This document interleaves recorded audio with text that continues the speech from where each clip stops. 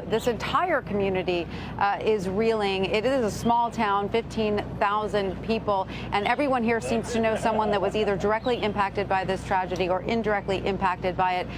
But this goes to the larger question of the way gun violence in schools has a ripple effect, right? It doesn't just impact the dead and injured, but also the classmates, students who perhaps witnessed the shootings, who were maybe hiding in closets and under desks during these terrible ordeals. So the Washington Post spent years putting together a database of every known U.S. school shooting since Columbine in 1999, and it found that more than 300,000 children have been exposed to gun violence in their schools during that time. I mean, let that sink in.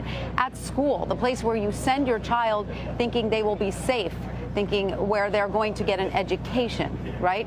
So let's bring in John Woodrow Cox now. He's an enterprise reporter with the Washington Post. He helped compile this database.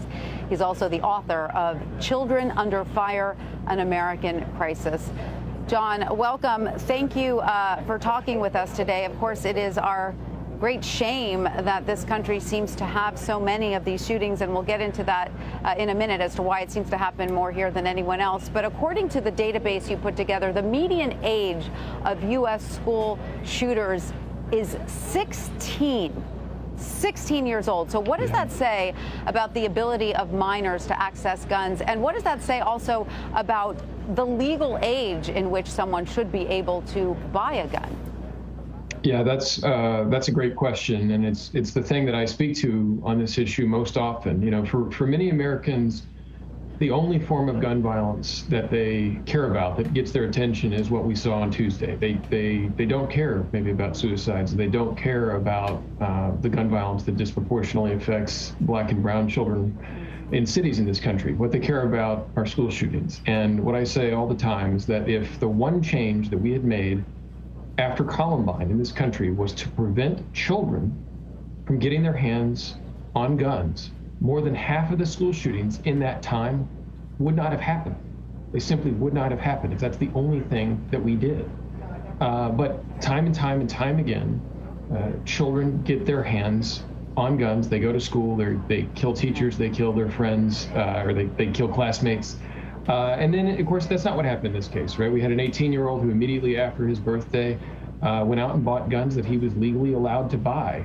But that raises the question whether an 18-year-old, certainly with a history of alleged violence and of making threats, whether someone like that should have access to a weapon of war, legal access to a weapon of war. John, let me ask you something, because, you know, we're not allowed to buy alcohol till we turn 21. The implication being we think that if you're younger than 21, you might drink a little bit too much, get into a car, and hurt other people, right? That's why the drinking age was raised to 21. So what's the justification for being able to buy a gun at 18 but not a beer?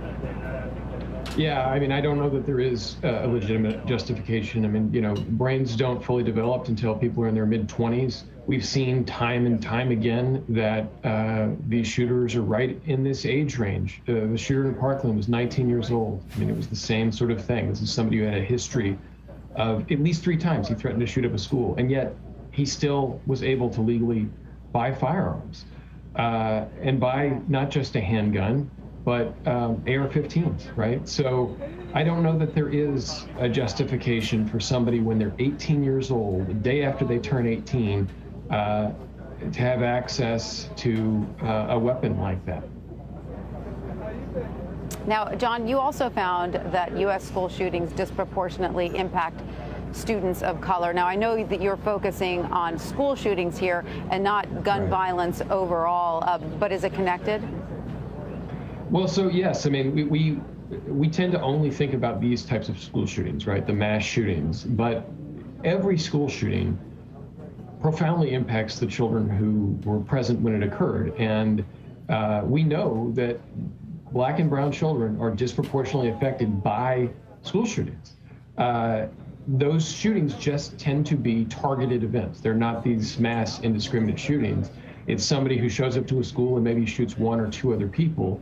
But that doesn't mean that the kids who are in those classrooms and in those hallways and in the courtyards when those events occurred weren't deeply affected, aren't still haunted by them. We just tend to overlook what those kids go through, which is true of the everyday chronic gun violence that those kids go through as well. We just don't cover it in the same way that we cover an event like the one in Texas this week.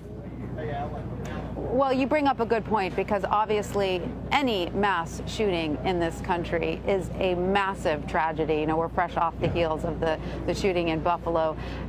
But you're right, school shootings seem to, occupy a particular place in American attention, I guess, because children they are the epitome of innocence, right? So to our great shame, we seem to have so many school shootings in this country.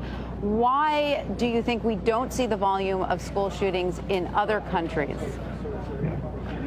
The only difference between this country and every other developed country in the world is the number of guns that we have in this country and our inability to keep them out of the hands of people who should not have them. Americans are not uniquely evil. Our rates of other sorts of violent crime line up with all these other countries. The only difference in this country are the fact that we have 300, 400 million plus guns, and that they can fall into anyone's hands, that people who should not have them can easily access them over and over and over again. That is the only difference. And so, what do you think then is the answer? Because of course, those who argue that gun regulation should not get any stricter say, why should we penalize law-abiding gun owners for people who do not know how to use firearms properly, or who do not, shouldn't have them? What's the answer to that? And also, people say, guns don't kill people, people kill people. What's the response? Yeah, well, to the last point, that, people kill people, I would go back to the point I just made, right, where that in countries, developed nations, where they don't have this many guns, there are not nearly as many people killing other people. And they're certainly not slaughtering children in their schools. It's just not, that's not an argument, based in any reality. And again, I will say this, if there's one thing that we could do immediately on the issue of school shootings, is to prevent children from having access to guns. We know that child access prevention laws are shown to lower rates of suicide, show lower rates of violence. This is a law that works. And they do nothing to prevent law-abiding citizens from having access to guns. What they do is they say, you are obligated as a gun owner to be responsible with this deadly weapon. You have to lock it up, and if you don't lock it up, you're going to be criminally punished. And again, if we just did that,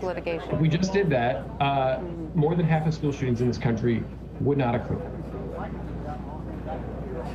And John, why does the federal government not track school shootings? You mentioned that in your report. I don't know. I mean, that's the reason that I created this database, is because I assumed when I started covering this issue and, started reporting this book back in 2017, I assumed surely the federal government tracks school shootings and how many students have been exposed to gun violence on their campuses, and they don't, and they still don't. So I launched off on this, and, they should, they absolutely should, but maybe it's the shame of it, I don't know how, they could bear it if they really came face to face with it. Well, now we have your database, so you've tracked it. John Woodrow Cox from the Washington Post, thank you so much.